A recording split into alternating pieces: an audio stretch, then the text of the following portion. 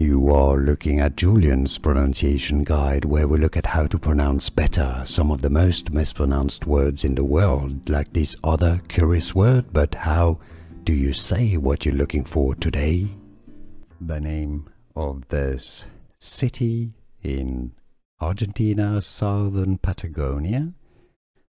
Let's have a look at the Spanish pronunciation, how it's said locally. There's a horrible other video about how to pronounce this, where they pronounce it in Arabic.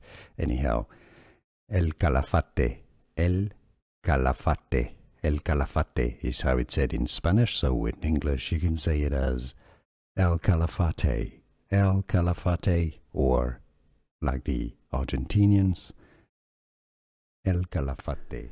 Here are more videos on how to pronounce more confusing words and names too many mispronounced. Like this video if you found it useful. I appreciate your support. I'll see you soon and thanks for watching.